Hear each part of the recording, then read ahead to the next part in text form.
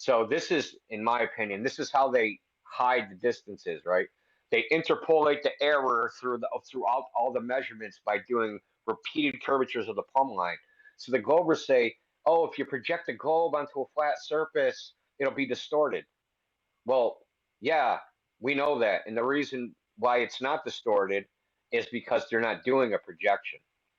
A projection is just a ray that like a AE projection is a ray that passes through the North Pole onto a plane that goes through the equator, right? So you take a point that's on the surface and you project it onto a point that's a plane that slices the equator in half. But they're not doing that. They're not taking a straight line. They're using a curved line, right? So it's a mapping. It's not an actual projection. And the Glovers just don't understand this, that they're not actually doing projections. They're doing mappings, mapping functions the same way in 3D graphics, right? You make a wireframe. And that wireframe, right, you make a skin for it, a texture. But you have to wrap that texture around this a bunch of triangles. That's a wireframe 3D model. Like, how do you do that, right? So you basically make your little image, right? And you draw it in such a way that when you wrap it around this, right, it maps to the surface, so it looks like some guy in freaking Call of Duty, right?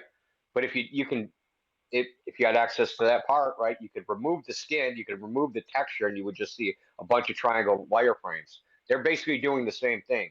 The surface of the Earth is the texture, and they're mapping it to a wireframe reference ellipsoid, but they're not doing a projection. The projection thing, that's an after the fact thing. So they take the celestial sphere, right? They take the surface of the Earth, they project that onto another surface, right? So you got three surfaces now. You got the celestial sphere surface, the inner surface of that. You got the surface of the Earth. Then so it starts off as a projection, the astrogeodetic. Then it goes to the geodetic. That gets projected onto a reference ellipsoid, right? But that's not projected, that's mapped, right? So they go from projection to mapping, right? So because if they just did projection to projection, you'd be able to tell that it's not a globe because all the distances would be distorted. But if you do a whole bunch of measurements and just have a little bit of error in between each measurement point, then you can't tell that there's an error in the distances. And this is what kind of like what Chris Lemaitre talks about.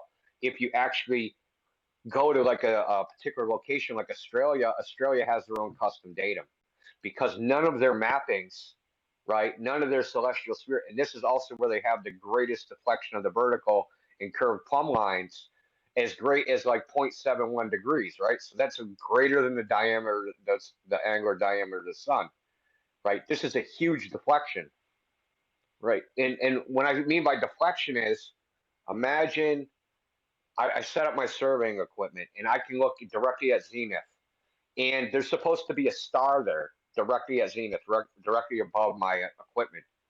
But I look and the star's not there; it's somewhere else. But I look at the freaking, the ephemeris data, and I go, well, that star is supposed to be directly over my head.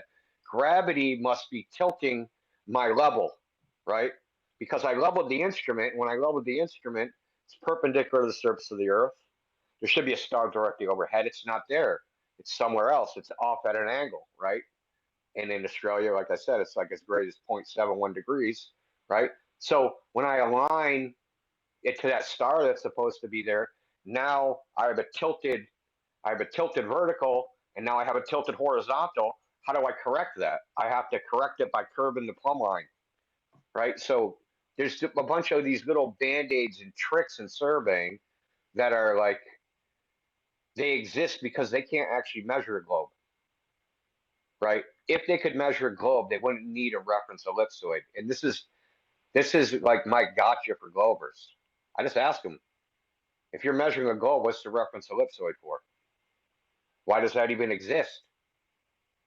Because you wouldn't need it, You right? wouldn't If we're need measuring it. a globe, we don't need a reference. Right. Yeah, it shouldn't even exist. Hey,